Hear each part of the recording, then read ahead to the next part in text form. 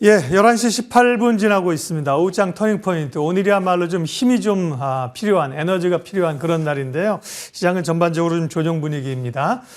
이유는 무엇인지, 돌파구는 무엇인지 찾아봅니다. 오늘 또 두 분 함께 하면서 시장 전략 세웁니다. 주식명가 MTNW 박영호 어드바이저 오셨고요.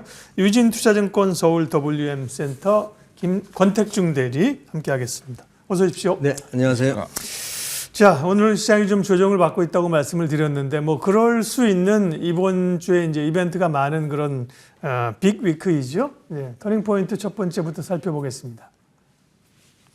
네, 우리가 이제 참 일본 BOJ까지 일본은 뭐 최근에 주가가 올라서 밸류업이고 한참 부러웠는데, 그죠? 또 통화정책의 변경 가능성이 높아지면서 긴장을 하고 있는 건데요. 오늘 우리가 빠지는 요인이 박영호 대표님 이것 때문이다? 뭐 그렇게 보기에는 좀 그렇죠? BOJ가 이제 금리를 인상할 확률이 상당히 높다라고 네. 얘기하는 거는 금리 인상은 원래 이제 그 자본이 유입될 수도 있고 이탈이 될 수도 있거든요.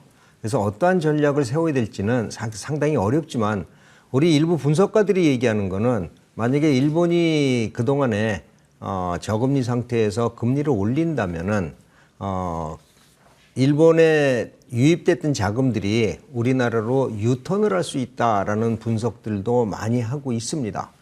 오늘 우리 시장이 조정을 받고 있는데 사실 조정을 받아도 이상한 자리가 아니라고 생각을 합니다.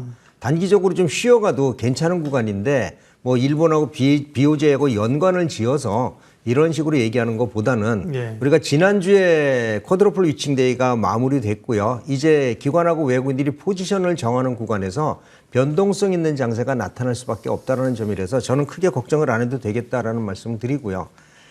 일본의 엔화가 이제 강세가 될 확률이 상당히 높습니다.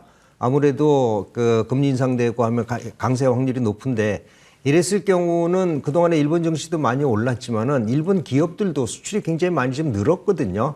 엔화 약세로 인해서. 그래서 엔화가 강세가 전환되면은 우리 기업들한테는 호재로 작용할 수도 있다는 점에서 조선하고 자동차 쪽은 특별한 수혜를 볼 수도 있다는 전략이 필요할 것 같고요. 또 하나 만약에 그래 일본의 금리 인상으로 인해서 일본의 외국인 자금이 들어오지 않을 거야 이탈될 거야 라고 얘기했을 때 그 자금이 한국으로 들어온다는 보장은 없습니다. 지난번에 중국 증시가 하락하면서 중국에서 상당히 많은 자금들이 이탈을 했는데 그 자금들이 대만이나 미국이나 일본으로 갔지 국내로는 유입이 별로 안 됐거든요. 이러한 이유들을 우리가 한번 살펴봐 줘야 될 텐데 외국인의 매수세가 어떻게 유입되는지를 보면은 일본의 금리 인상에 따라서 외국인 자본 동향이 어떻게 움직이는가 이거를 확인할 수 있다라는 전략도 필요할 것 같습니다. 네. 엔화가 강세가 나타난다면 국내 업종의 섹터는 조선하고 자동차로 보셨고요. 그러게요. 권택중 대리께도 사실은 모르겠습니다. 이걸 이제 점심때 좀 발표하고 나서 급등이 있던 급락이 있던 그 영향이 국내 시장에 있으면 몰라도 뭐 그럴 가능성이 높지는 않잖아요. 그죠? 그러니까 사실은 BOJ도 그렇고 이후에 있을 FOMC 결과들을 시장은 더 주목하고 있을 거란 말이죠. 일본과 미국의 통화정책 개혁과 관련된 주가 조정, 우리 투자자들은 어떻게 대응해야 될까요? 네, 이제 12시쯤에 이제 결과가 나올 것인데, 결국에 지금 뭐 시장에서 컨센서스로 봤을 때는 뭐 여러 가지 정책들이 폐기될 것이다가 중론인 것 같습니다. 뭐 마이너스 금리 그동안 지속해왔던 것들도 이제 없애서 뭐 0%대 금리로 선회를 하는 전략이 나올 것이다. 그리고 그동안 이제 일본 중앙은행 주도로 ETF를 통해서 일본 증시를 부양을 했었는데 이러한 매입 프로그램도 이제 중단할 것이다. 여러 가지 좀 얘기들이 폐기될 것으로 좀 전망은 되고 있습니다. 뭐 결국에는 뭐 그럼 미국 같은 경우는 금리가 좀 이제 내려갈 것에 대한 기대가 있고 일본은 이제야 조금 올라오면서 미일 간의 이제 금리 차이가 좀 좁혀질 것이다가 이제 중론이라고 보시면 될 것 같은데요. 앞서 뭐 말씀드렸던 것과 마찬가지로 그렇게 할 경우에는 그동안 약세였던 엔화가 좀 올라올 수 있다. 엔화 강세로 반등세가 좀 기대가 된다는 부분이 하나가 있고요. 지금 뭐 140엔 후반 정도에서 엔달러 기준으로 움직임이 있는데 한 130까지도 좀 보고 있는 것 같습니다. 이것이 우리 국내 증시에는 어떤 영향을 미칠 것인가를 봤을 때에는 뭐 증시 전반적으로 봤을 때는 뭐 크게 이게 뭐 호재다라고 보기에는 또 어려운 것 같습니다. 지금 우리의 시선은 이제 BOJ보다는 역시나 이제 19일부터 20일 진행되는 FOMC에 좀 더 집중이 돼 있는 것 같고요.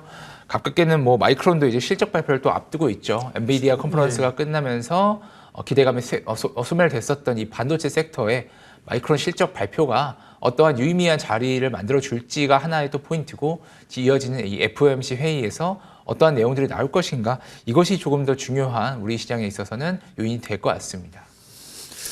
네, 일본의 통화정책회의 관련된 시장 영향, 주가가 밀리니까 이제 그 영향을 받는 거고요. 오늘 발표한다고 해서 우리가 뭐 주가가 급등하거나 또 급락하거나 그럴 가능성은 지금으로서는 뭐 높지 않은 거죠. 다음 두 번째 터닝포인트 변수 체크하겠습니다. 엔비디아 GTC 행사가 시작이 됐죠. 그런데 소위 이제 뉴스의 파라라가 되느냐, 단기적으로는 뭐 그런 양상도 있습니다. 기대했던 것 수준의 이상 뭔가 뛰어넘는 거는 못 나왔다는 거고요. 우리 반도체 주가를 보면요, SK 하이닉스가 지금 3.5%니까 많이 밀리죠. 한미 반도체도 4% 밀리면서, 박영호 대표님, 우리 반도체주가 좀 조정을 어떻게 보면 미국 기술보다 더 세게 받는데요. 이것도 지금 앞서 말씀하신 것처럼 뭐 좀 조정받을 자리에서의 조정입니까? 아니면 좀 충격입니까? 전 충격이라고 보지 않거든요. 네네. 특히나 SK 하이닉스 같은 경우는 지금 엔비디아가 지금 GPU가 H100이 일반 통상 판매가가 한 4천만 원 정도 하는데 이게 6천만 원 정도로 지금 형성이 돼 있고요. 급한 사람들은 9천만 원, 1억 원까지도 이 GPU를 산다고 하는데, GPU가 왜 부족하냐? 그거는 공급이 부족해서 그렇습니다. 이 공급은 HBM이라고 하는 우리가 메모리 반도체에 달려 있는데, 이 HBM을 현재 납품할 수 있는 데는 삼성전자도 아니고요, SK 하이닉스밖에 없습니다. 단기적으로 올랐기 때문에 좀 조정을 받는다라고 보는 거지, SK 하이닉스는 1분기 실적이 굉장히 우리가 예상치를 훨씬 뛰어넘을 실적이 나올 확률이 높기 때문에 오히려 저점 하락한다면 좀 매수 기회가 맞다라고 보고 있는 거고요. 다만 오늘 소문난 잔치에 먹을 게 없었다라는 얘기들을 하는데, 오늘 아마 그런 얘기가 나온 것 같다. GTC 행사에서 그렇다. 엔비디아가 뭔가 새로운 전 세계를 이끌고 갈 그러한 화두를 던져 주었어야 되는데, 우리가 테슬라 같은 경우에는 테슬라 발표를 보면은 사람들이 궁금한 기대를 하는 게 뭔가 계속 새로운 게 나와서 기대치를 주는데, 이번에 우리 앞으로 AI가 되면은 앞으로 GPU 더 많이 생산해서 필요할 거다. HB 이렇게 잘 되고 있다. 이 정도 수준이지, 앞으로 새로 해서 이 생태계가 어떻게 바뀔 거다. 우리가 어떻게 변화할 거다. 세상이 어떻게 될 거다. 이런 얘기들은 크게 없었던 것 같아요. 그래서 오늘 소문난 잔치에 먹을 게 없었다는 점 때문에 했고요. 또 하나는 엔비디아가 그동안에 많이 좀 올랐습니다. 올해 들어와서만 해도 한 40% 이상 올랐기 때문에 잠시 쉬어가더라도 문제는 없는 거다라고 좀 생각을 하거든요. 반도체 여기서 시장이 무너진다가 아니라 단기 급등 이후에 조정을 받고 다시 한번 성장 스토리를 쓴다. 저는 이렇게 굳게 믿고 있습니다. 네. 반도체주도 지금 말씀하실 동안 주가 흐름들을 좀 돌려주셨는데, 뭐 오르는 반도체도 있습니다. 그러니까 반도체 안에서도 다 밀리는 게 아니라 순환하면서 오르는 상황인데요. 권택중 대리께서는 반도체 전략, 그다음에 반도체 섹터 가운데서 조정을 이용해서 매수를 한다면 어느 쪽이 좋습니까? 네, 일단은 뭐 이번 서버 발표에서 봤을 때 어느 정도 좀 이전부터 예정이 되어 있었던 부분은 뭐 이제 새로운 제품은 추가적으로 이제 냉각 방식이 공냉식에서 액침 냉각으로 바꿔질 것이다라는 것이 사실은 이번 컨퍼런스 이전에 일부 인터뷰나 이런 데서도 발표가 좀 됐었던 부분이 있습니다. 그래서 액침 냉각 관련 주들이 최근 한 일주일 정도 강하게 좀 시세가 나왔었다가 오늘 같은 경우는 함께 이제 좀 차익 실현 매물이 좀 나오고 있는데요. 미국에도 관련 종목들이 있습니다. 그런데 이제 해당 종목들의 시세를 봤을 때는 빠지지 않았습니다. 어제 같은 경우도 해당 컨퍼런스 이후로 엔비디아 같은 경우는 장중에 상승분을 많이 반납을 하였는데, 이 서버 열관리 쪽에서 비즈니스를 하고 있는 기업들은 미국 장에서도 여전히 견고한 흐름을 좀 보여줬단 말이죠. 그러면은 국내 기업들도 이렇게 좀 봤을 때 이렇게 서버 열 관리라던가 냉각 관련돼서 솔루션을 제공할 수 있는 기업들에 대해서는 어느 정도는 테마가 조금 더 이어지고 형성이 될 수는 있겠다. 이렇게 좀 볼 수는 있을 것 같고요. 저 또한 이제 반도체 시장에 대해서는 여전히 좀 긍정적인 생각을 하고 있습니다. 다만 최근에 있는 흔들림은 아무래도 이제 그동안 엔비디아와 함께 있는 뭐 다른 반도체 종목들도 미국에서 상승이 이어졌었는데 최근 한 2주 정도, 한 달 정도로 시계열을 조금 짧게 봤을 때에는 뭐 브로드컴도 그랬고요. 어도비도 그랬고 일종의 좀 쇼크 형태가 좀 나오면서 주가가 급락한다거나 기간 조정을 조금 길게 가져가는 경우가 좀 생겼습니다. 엔비디아가 좀 독주를 해버리는 그림이 나왔던 건데요. 아무래도 시장에서는 조금 불안감을 타고 이동하고 있는 부분이 아닌가라고 생각이 좀 들고 다만 그렇다고 이게 뭐 본격적으로 이제 꺾이는 것이 아니냐 이런 거는 아닌 것 같습니다. 많이 오른 것에 대한 차익 실현과 기간 조정은 뭐 필수적으로 동반될 수밖에 없었고 이번 이런 컨퍼런스가 하나의 또 기폭제로 되면서 기간 조정에 빌미를 좀 제공했다. 이 정도만 보시면 좋을 것 같고요. 네. 조정시 매수는 전체적으로 봤을 때는 항상 말씀드렸던 뭐 후공정 쪽, 장비 쪽들도 HBM 장비 쪽들 같이 뭐 냉각 장비라던가 이쪽도 함께 보시면 좋을 것 같습니다. 그 후공정의 그 데이터 센터 냉각 이런 거는 뭐 액침 냉각 이런 거 많이 해가지고 GST 뭐 이런 게 좀 대표적인 종목이죠. 네, 맞습니다. 뭐 GST가 가장 대장적으로 보시면 될 것 같고요. 뭐 정유주 기업들, 뭐 SK 쪽도 뭐 자회사들 M무브를 통해서도 함께 진출하고 있기도 합니다. 뭐 GST 같은 경우는 최근에 뭐 기사들도 많이 나왔습니다. 네. 그러면서 이제 특히나 거래량이나 주가 상승 탄력이 굉장히 좀 좋았었는데 예. 역사적 신고가죠. 역시나 뭐 위기가 열린 만큼 또 그만큼 또 불안하기도 한 자리인 것 같습니다. 이런 것들이 지금 현재 오늘 10%대 주가 하락에 네. 좀 반영이 되고 있는 것 같기도 하고요. 여전히 기대감은 강한 만큼 관심 종목으로 계속 보시면 좋을 것 같습니다. GST는 오늘 주가만 보여드리니까 9%나 급락을 하는데 근데 최근에 뭐 엄청 올랐어요, 그죠? 맞습니다. 일봉으로 보면 훨씬 더 강한 양봉들이 많이 형성이 되고 요점은 반도체가 다 죽은 게 아니고 반도체는 살아있고 그 안에서 순환이 돌고 있다는 겁니다. 터닝포인트 함께하고 있습니다. 세 번째 내용을 보겠습니다. 진격의 로봇주, 네, 담아야 할 때이냐.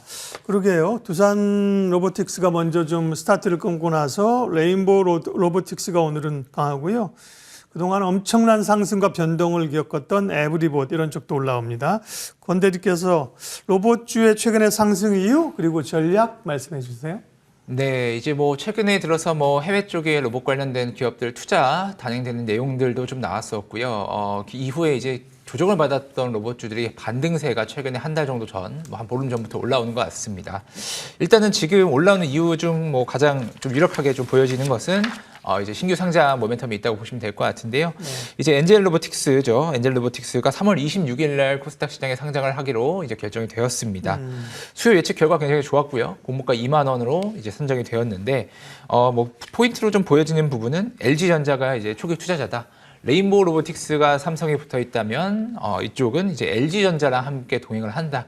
이런 부분이 뭐 국내에 있어서 뭐 전통적인 뭐 삼성과 LG 이런 구도로 종목들을 움직이는 것 같습니다. 결국에 지금 뭐 대장적으로 보여지는 종목들이 최근에 가장 대장주였던 뭐 두산 로보틱스가 있고 이런 대기업들과 함께하는 로보틱스 시장이 성장 잠재력이 좀 주목을 많이 받고 있다라고 볼 수가 있겠는데요. 이 로보틱스 관련된 기대감들 중 하나는 사실은 이제 얼마 전에도 이 AI와 로봇이 함께 이제 결합되면 어떠한 시너지가 날 것인가에 대한 논의들이 좀 있었던 것 같습니다. 네.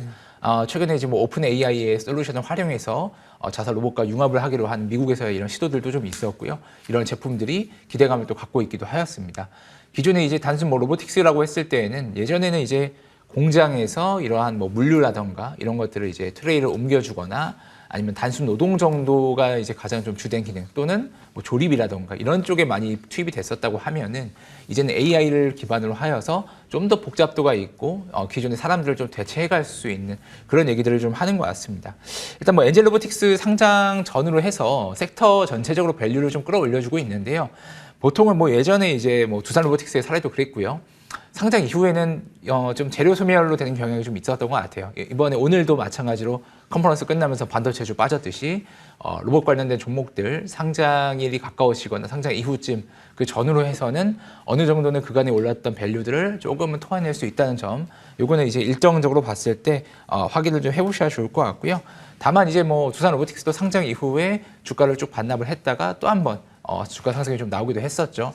그 말은 이제 여전히 로봇에 대한 시장의 관심은 살아있고 엔젤 로보틱스가 끝이 아닙니다. 이후에도 추가적인 상장 예정인 종목들이 좀 몇 개 나열되고 있는데 이런 로봇 관련된 테마가 형성될 수 있을지는 또 한번 지켜봐야 될 것 같고 워낙 이번에 올해 상장한 것들 중에서도 가장 또 핫하기도 하고 또 규모도 꽤나 있는 상장이다 보니까 시장에서는 또 주목을 해볼 수 있을 것 같습니다. 정리가 잘 됐네요. 로봇은 결국 로봇 플러스 AI가 결합돼서 그쪽을 잘하는 데가 어디냐 이걸 찾아야 되는 거고요. 단기적으로는 엔젤 로보틱스 상장에 따른 약간 그 뉴스플레이, 차익 매물이 좀 나올 수도 있다. 정리했습니다.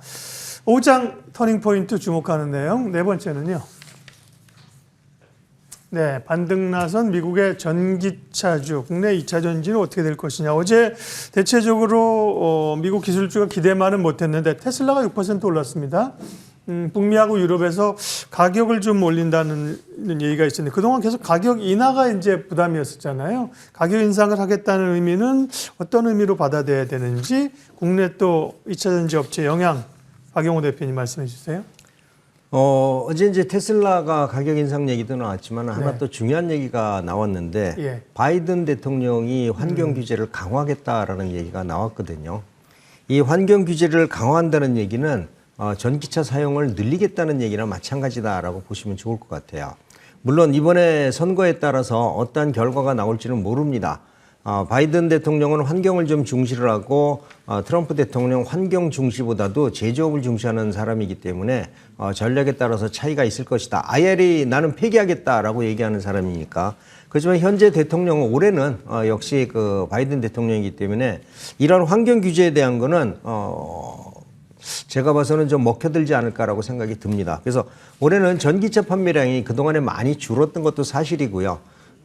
근데 이제 전기차 판매량이 이제 바닥을 기저 상태를 만들면서 반등을 해줄 거다라고 지금 보고 있습니다. 저는 특히나 최근에 우리 그 2차 전지 양극재 회사들이 4분기 실적, 3분기도 안 좋았잖아요. 4분기 실적이 굉장히 안 좋았었는데 저는 1분기 실적에 대해서 긍정적인 섹터, 긍정적인 관찰 이런 것들이 필요하다라고 지금 보고 있거든요.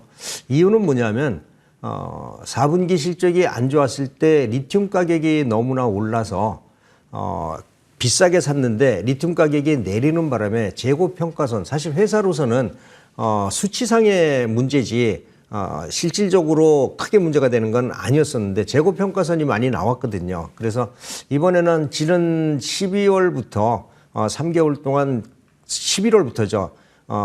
리튬 가격이 하락하지 않고 유지하고 있다가 최근 들어서 급하게 반등을 해주고 있기 때문에 1분기에는 적자를 탈피하고 오히려 흑자 전환도 가능하다라는 생각이 들어서 지금 양극재 회사들은 지금 주가가 저점이기 때문에 매수 포인트도 가능하다라는 생각이 좀 듭니다. 다만 2차 전지 제조 회사하고 자동차는 아직은 자동차나 이런 것들이 많이 판매가 좀 그 량이 많이 늘어나지 않았기 때문에 약간 후순위로 밀리겠지만은 양극재 업체들 그동안에 주가 올랐다가 지금 굉장히 고생하시는 분들 계시는데 반등의 기회가 다가오고 있다 이렇게 보시면 좋을 것 같습니다.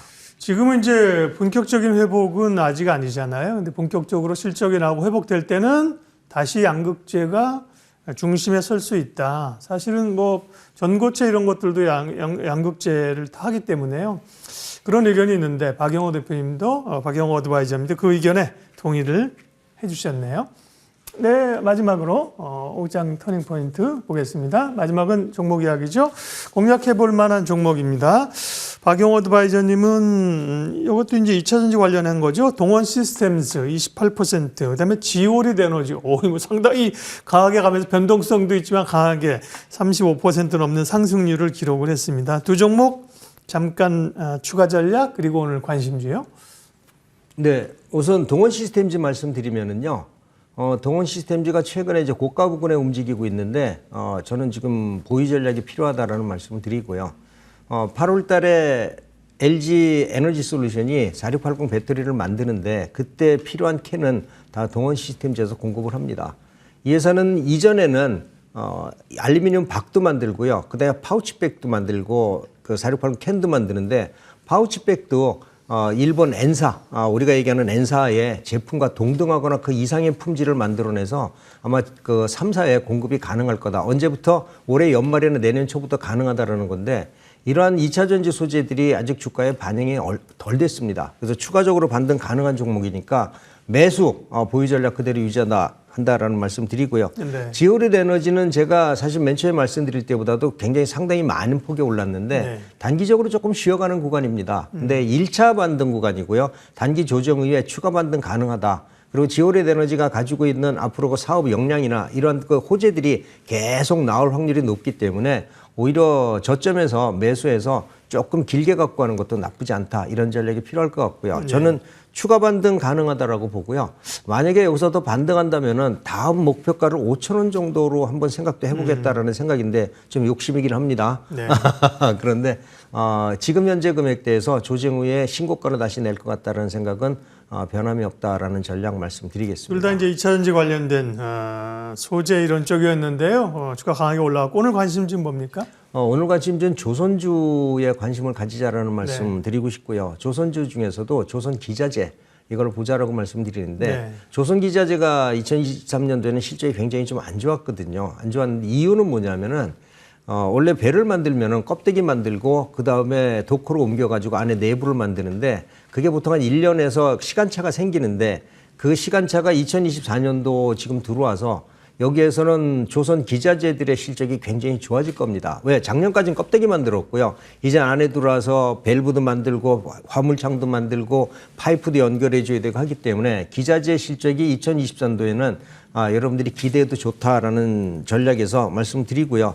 일단은 종목은 성광밴드 이것뿐만이 아니라 태광되고 여러 가지가 있습니다만은 오늘은 조선 기자재라는 섹터에서 성광밴드를 가지고 왔는데요. 최근 들어서 신조선가하고 중고선가가 급등을 하고 있습니다. 제가 데이터를 준비해왔는데 아마 보여주면 좋겠는데 없으면은 어쩔 수 없고요. 네. 그래서 그리고 그다음에 이제 IMO 규제가 2024년 올해부터 시작을 해서 2026년도에 어떤 결판이 나는데 이때 IMO 규제에서 2등급을 받는 선박은 운행을 못 합니다. 그러면 2등급을 받는 선박을 수리를 했을 거냐, 신규 교체를 했을 거냐, 요즘 친환경 선박도 나오기 때문에 아마 신규 수주가 가능하다라는 생각이 좀 들거든요. 그래서 요즘에 암모니아선과 IMO 대체 신규선과 그다음에 그 계절적 성수기에 들어선 이런 조선업종을 보는 게 좋겠다라는 말씀 드리고요. 가격 전략이요? 네. 목표가는 13,000원 정도 이전 고점 정도 선절해 드리고요. 손절가는 10,000원 정도 선정해 드리겠습니다. 성광밴드 관심주였고요. 권택중 대리의 오장 반전주 또 관심주는 어떤 겁니까? 네, 오늘 저는 이제 포스코 홀딩스를 좀 준비를 해봤는데요. 네. 오늘 계속적으로 말씀드렸던 이 리튬 가격 반등에 대한 수혜 종목으로 보실 수가 있을 것 같습니다. 포스코 홀딩스 같은 경우는 이제 광석 쪽과 그리고 염호 쪽 해당 두 분야에서 모두 이제 사업을 좀 구상을 하고 있는데요. 염수 리튬 같은 경우는 18년도부터 아르헨티나 염호를 인수를 했고요. 광석 리튬 같은 경우 호주 지역에 광산을 지분을 인수하면서 이제 투트랙으로 모두 이제 리튬 관련돼서 이제 사업을 좀 전개를 하고 있는 상태입니다. 물론 이제 실질적으로 실적에 찍히는 것은 이제 25년, 26년 이렇게 차근차근히 이제 좀 발생될 것으로 좀 기대는 되고 있는데 그 생산 목표량은 또 굉장히 좀 많이 나올 것으로 기대가 되고 있습니다. 다만 이제 그동안 주가가 이제 탄력을 받지 못했던 점은 역시나 다른 이제 소재 관련된 기업들과 마찬가지로 리튬 가격의 등락에 좀 영향을 받았다라고 볼 수가 있을 것 같은데요. 탄산 리튬 가격 같은 경우는 최근에 이제 105위안, 키로당 105위안을 좀 넘어서면서 네. 어느 정도는 반등세가 강하게 좀 나고 있는 부분도 기대감이 있고요. 자사주가 많습니다. 6% 정도 가지고 있고 이번에 회장도 새로운 분으로 교체가 되면서 21일 날 주주총회가 있는데요. 이때 어떤 얘기가 좀 나오냐에 따라서 밸류업 프로그램에 대한 기대감도 하나 같이 가져가 볼 수 있는 종목으로 포스코 홀딩스 지켜볼 수 있을 것 같습니다. 포스코 홀딩스 가지고 고민하시는 분들 사실 많잖아요. 도움이 됐습니다. 네, 오늘 오후장 터닝포인트 MTNW 박용호 어드바이저, 유진투자증권 권택중 대리 두 분 함께했습니다. 고맙습니다.